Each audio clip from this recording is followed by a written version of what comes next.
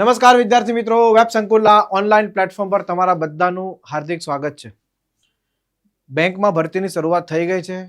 બેંકોની અંદર સૌથી પહેલી વેકેન્સી આવી ગઈ છે આઈબીપીએસ પીઓ, institute of banking personal selection IBPS પીઓ પ્રોબેશનરી ઓફિસર ભરતી 2026. બેંકમાં ઓફિસર બનવાની સુવર્ણ તક છે. જે વિદ્યાર્થી મિત્રોનું ગણિત રીઝનિંગ સારું છે, જે વિદ્યાર્થી મિત્રોની એક લેવલની તૈયારી હોય તો એ વિદ્યાર્થી મિત્રો આ પીઓ માટે એપ્લાય કરી શકે છે. કયા વિદ્યાર્થીઓ ફોર્મ ભરી શકશે, ક્વોલિફિકેશન શું હશે? તો વિદ્યાર્થી મિત્રો કોઈ પણ ગ્રેજ્યુએટ ફોર્મ ભરી શકે છે. ઘણા વિદ્યાર્થી મિત્રોને બેંકોમાં એપ્લાય કરતી વખતે એવો મનમાં ડાઉટ હોય કે સાહેબ આમાં તો ખાલી ફક્ત બીકોમ વાળા જ વિદ્યાર્થીઓ એપ્લાય કરી શકે, શું આમાં સાયન્સ વાળા વિદ્યાર્થીઓ ના એપ્લાય કરી શકે? જેને બીએસસી કરેલું હોય, જેને બીટેક કરેલું હોય, શું આમાં આર્ટ્સ બેકગ્રાઉન્ડથી જે છે એ એપ્લાય ના કરી શકે?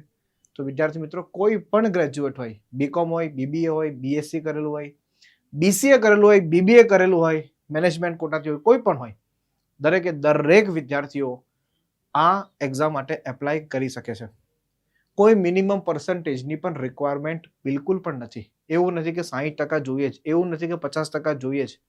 બસ તમે ફક્ત ને ફક્ત પાસ હોવા જોઈએ તો તમે આ એક વેકેન્સી જે ભરી છે, જે જગ્યાઓ બહાર પડી છે એના માટે એપ્લાય કરી શકો છો. 6000થી પણ વધારે જગ્યાઓ, જોકે 6700+ જગ્યાઓ છે અને અમુક બેંકોએ હજુ નોટ રિપોર્ટેડ કીધેલું છે, એટલે કે એ વેકેન્સીઓ વધશે, ઘટશે નહીં. તો બહુ સારી એવી વેકેન્સીઓ છે. નોટિફિકેશનને સમજવાની કોશિશ કરીએ, આગળ વધીએ. તો સૌથી પહેલા મહત્વની તારીખો જોઈ લઈએ. તો આ જે નોટિફિકેશનનો સ્ક્રીનશોટ લીધેલો છે, તો એમાં સૌથી પહેલા મહત્વની તારીખ 1 તારીખથી ફોર્મ ભરવાની શરૂઆત થઈ ગઈ છે. તો તમે જોઈ શકો છો 1 જુલાઈથી ફોર્મ ભરવાની શરૂઆત થઈ ગઈ છે. 21 જુલાઈ લાસ્ટ ડેટ છે. ફક્ત 21 દિવસ જ છે ફોર્મ ભરવા માટે. તો ફોર્મ ભરી લેજો. જેને ફોર્મ ભરવા બાકી હોય, વેબસાઇટ પણ છે, તમને ખબર છે, www.ibps.in આની વેબસાઇટ છે, મળી જ જશે. ગૂગલમાં સર્ચ કરશો એટલે મળી જ જશે, ટેન્શન નહીં લેવાની જરૂર નથી. ઓકે, ફીસ ભરવાની પણ લાસ્ટ ડેટ 21 તારીખ જ છે. એક મહત્વની વસ્તુ છે કે કોઈ મોડિફિકેશન કરવું હોય ફોર્મ ભરતી વખતે, માન લો કોઈ એરર રહી ગઈ હોય, તમારાથી કોઈ એરર થઈ ગઈ હોય, તો એને તમારે જો સુધારો વધારો કરવો હોય તો 2 દિવસ પછી એના માટેની એક ડેટ ઓપન થશે. તો એની અંદર એ આઈબીપીએસની ઓફિશિયલ વેબસાઇટ પર એ ડેટ મળશે તમને, એમાં તમે સુધારા વધારા કરી શકો છો. બીજી વસ્તુ, બેંક એક્ઝામનું કામકાજ બહુ જ ટ્રાન્સપરન્સી વાળું છે. પ્રોપર વેમાં તમને પહેલેથી એક્ઝામ ડેટે આપી દેશે, પ્રી એક્ઝામ ડેટ આપી દેશે, મેન્સ એક્ઝામ આપી દેશે, બધું જ આપી દેશે.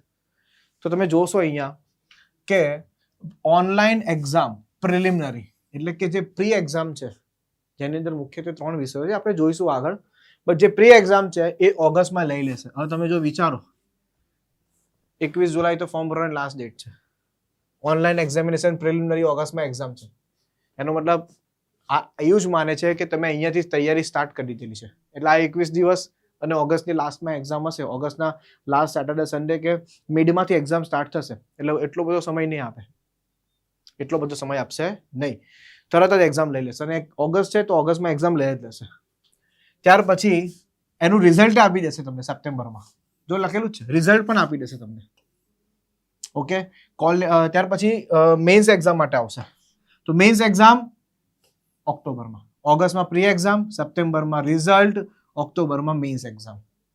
પ્રી એક્ઝામનું રિઝલ્ટ આવશે એટલે ઓક્ટોબરમાં તમારી મેન્સ એક્ઝામ લેવાઈ જશે અને મેન્સ એક્ઝામનું રિઝલ્ટ તમને આપી દેશે નવેમ્બરમાં. ચાલો, ક્લિયર છે.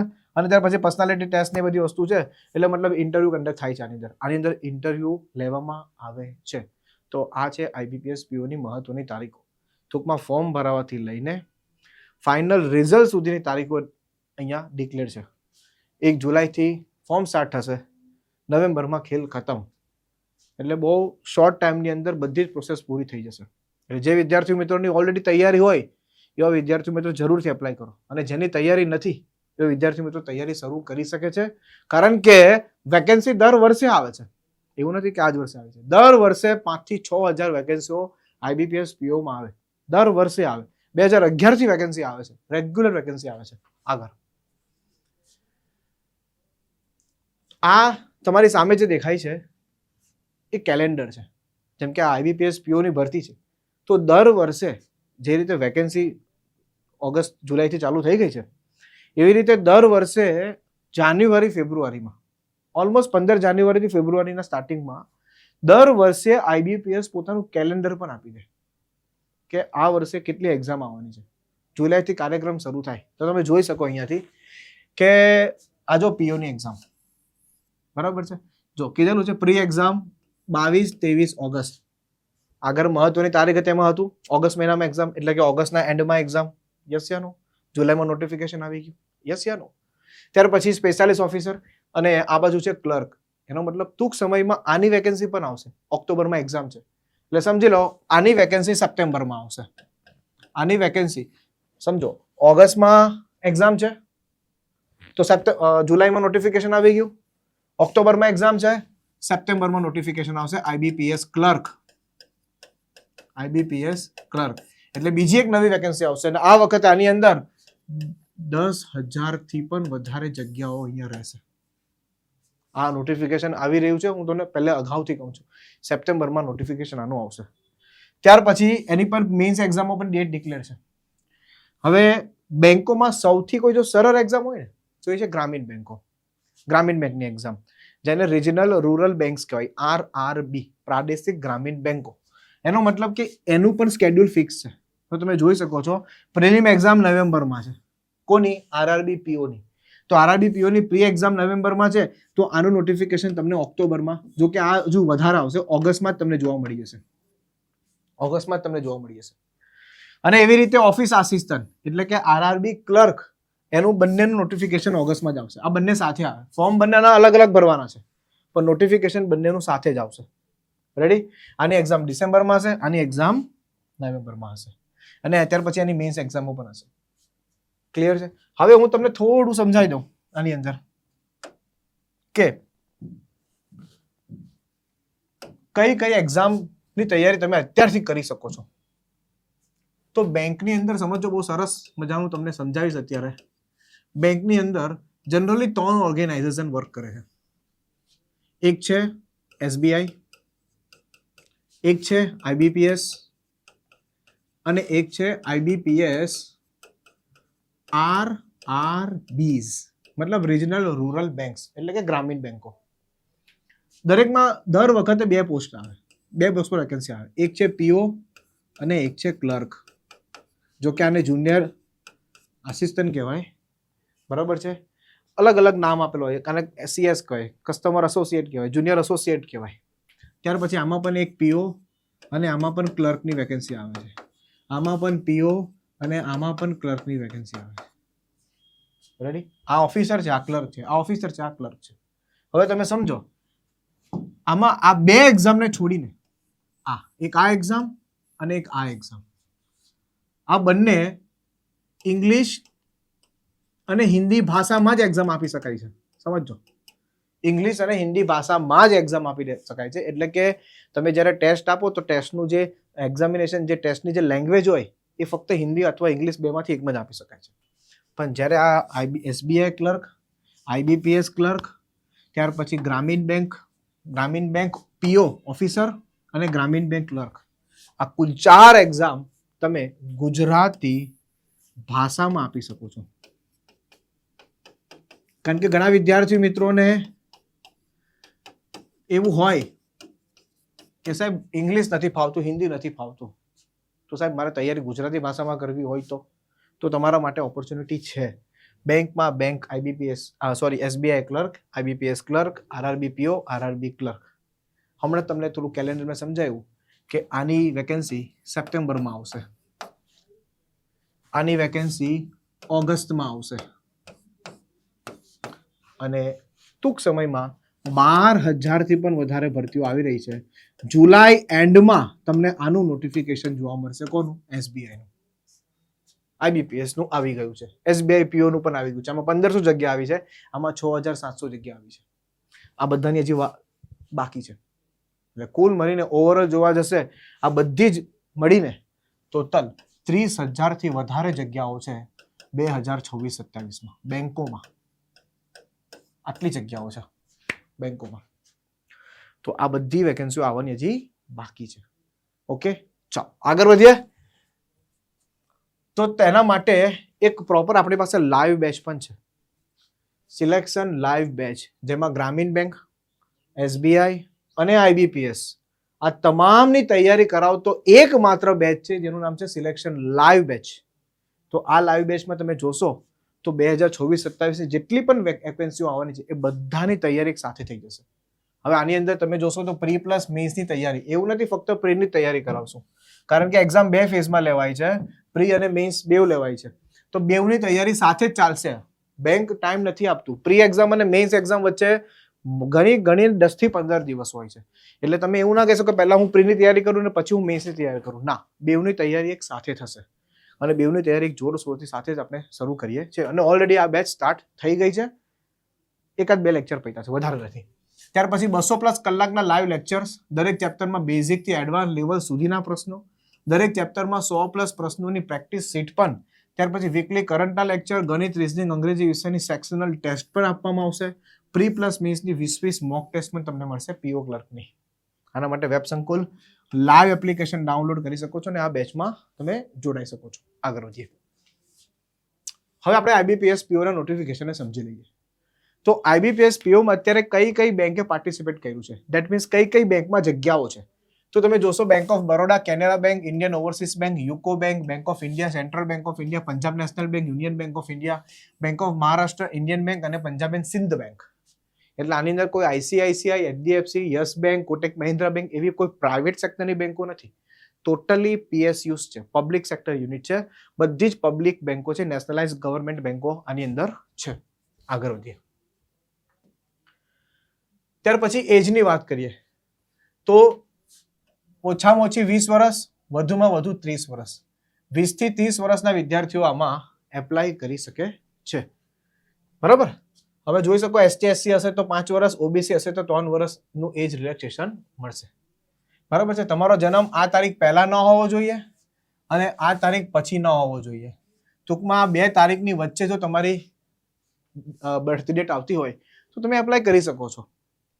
ST SC હોય તો 3 વર્ષ માઇનસ કરી દો, 5 વર્ષ, અને OBC હોય તો 3 વર્ષ માઇનસ કરી દો અને ત્યાંથી તમે આ તારીખ ચેક કરો. સમજાય છે ને? જેમ કે OBC હશે તો 3 માઇનસ હશે તો 1993 અને ST SC હશે તો 5 વર્ષ માઇનસ હશે 1991. પડી. તો આ તારીખથી તમે આ તારીખ વચ્ચે તમે જોઈ લો, તમારી બર્થ ડેટ આવતી તો તમે એપ્લાય કરી શકો છો. આગળ વધીએ. નેક્સ્ટ, એક્ઝામની પેટર્ન શું છે? તો આ એક્ઝામમાં તમે જોશો 3 વિષયો છે. એક છે ઇંગ્લિશ, ક્વોન્ટિટેટિવ એપ્ટિટ્યુડ એટલે કે એક પ્રકારનું ગણિત જ છે, મેથ્સ જ છે, અને આ છે રીઝનિંગ. ઇંગ્લિશના 30 પ્રશ્નો, ગણિતના 35 પ્રશ્નો, રીઝનિંગના 35 પ્રશ્નો. માર્ક્સ છે 30, 30 અને 40. આ વખતે થોડો અહીંયા ચેન્જ કર્યો છે. બાકી પહેલા શું હતું? 30 પ્રશ્નો 30 માર્ક્સ, 35 પ્રશ્નો 35 માર્ક્સ, 35 પ્રશ્નો 35 માર્ક્સ. એક પ્રશ્ન 1 માર્ક્સનો હતો. હવે અહીંયા એવું નથી.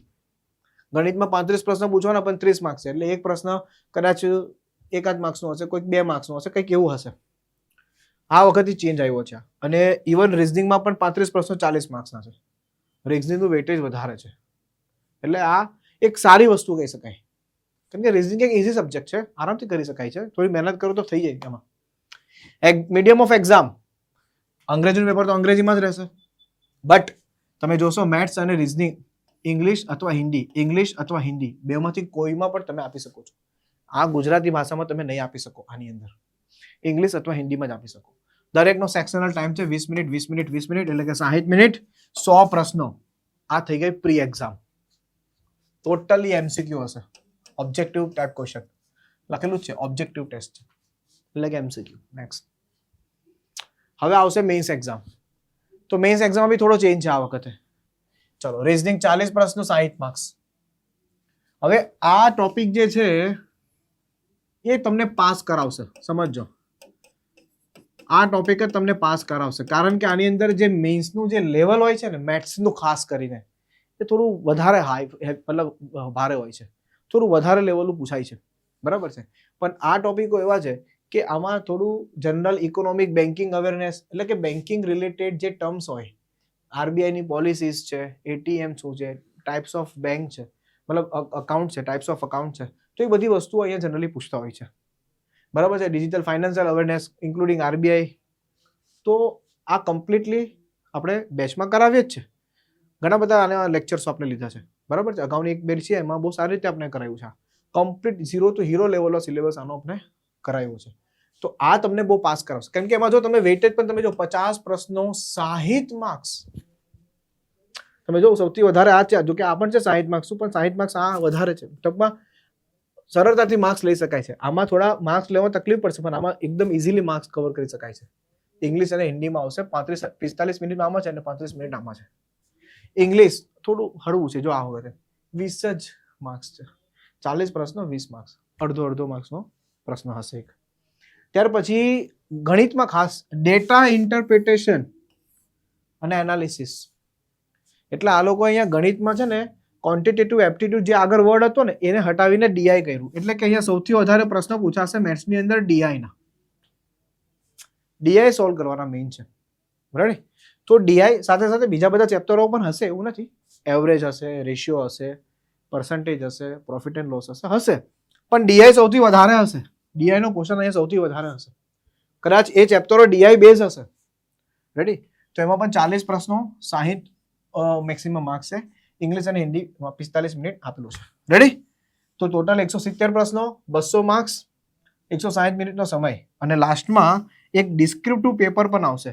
એમાં તમને કોઈ એક ટોપિક આપી દેવામાં આવે, એ ટોપિક પર તમારે લખવાનું હોય, કોમ્પ્યુટર પર જ લખવાનું હોય.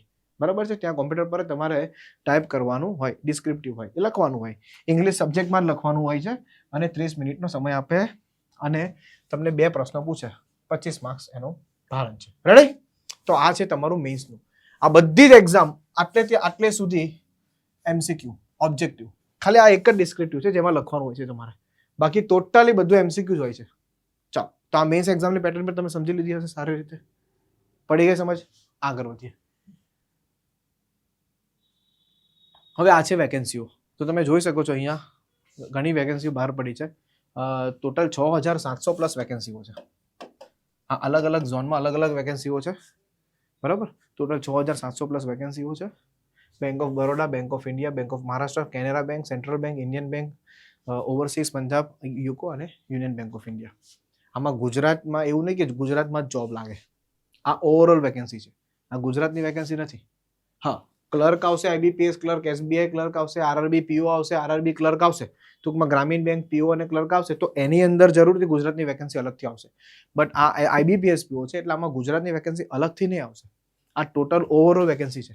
હવે બેંકના પ્રેફરન્સ તમે જ્યારે માની લો કે ફોર્મ ભરો ત્યારે બેંકનું પ્રેફરન્સ આપવાનું આવશે. તો તમને લાગે કે ભાઈ સૌથી વધારે આ બેંકમાં છે વેકેન્સી, તો આને પહેલો નંબર તમે આપી શકો છો કે ભાઈ બેંક ઓફ બરોડામાં સૌથી વધારે વેકેન્સી છે. બીજો નંબર તમે આને કેનેરા બેંકને આપી શકો છો. સમજાય? આ નોટ રિપોર્ટેડ છે, મતલબ આ વેકેન્સી વધશે. અત્યારે એને રિપોર્ટ નથી કર્યો, પણ જ્યારે ફાઇનલ સિલેક્શન આવશે, ફાઇનલ સિલેક્શન થશે ત્યારે આ વેકેન્સીઓ વધી જશે. ટૂંકમાં અત્યારે 6700 વેકેન્સી છે, આ વેકેન્સી 8000ની આસપાસ પહોંચી જશે. 8000ની આસપાસ આ વેકેન્સી પહોંચી જશે. ક્લિયર છે? તો આવી રીતના પ્રેફરન્સ પણ તમે આપી શકો છો વેકેન્સીના આધારે, કે નંબર ઓફ વેકેન્સી કેટલી છે એ પ્રમાણે તમે પ્રેફરન્સ આપી શકો છો. ચાલો આગળ વધીએ. યસ, આ છે એક્ઝામિનેશન સેન્ટર. તો તમે જોશો ગુજરાતની અંદર સેન્ટર એક્ઝામ ગુજરાતની અંદર તમે આપી શકો છો. ગુજરાતમાં મુખ્યત્વે આટલા શહેરો છે પ્રી એક્ઝામ માટે: અમદાવાદ, ગાંધીનગર, આણંદ, મહેસાણા, રાજકોટ, સુરત, વડોદરા, સુરત, બારડોલી, વડોદરા લઈ કટ થઈ ગયું છે બેટા, વડોદરા પણ આવશે. બરાબર છે, વડોદરા પણ આવશે.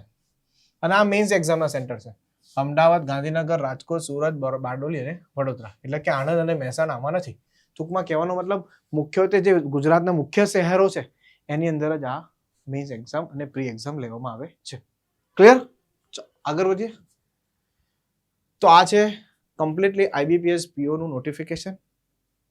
બરાબર છે. એનો સિલેબસની વાત કરીએ તો સિલેબસ પણ મેથ્સ, રીઝનિંગ, ઇંગ્લિશ મુખ્યત્વે 3 સબ્જેક્ટો છે, અને જનરલ અવેરનેસ જેની અંદર banking awareness, financial awareness, current affairs એ સબ્જેક્ટો બધા અંદર આવી જાય, જે ઓનલી મેઇન્સ એક્ઝામ જ પૂછાય છે.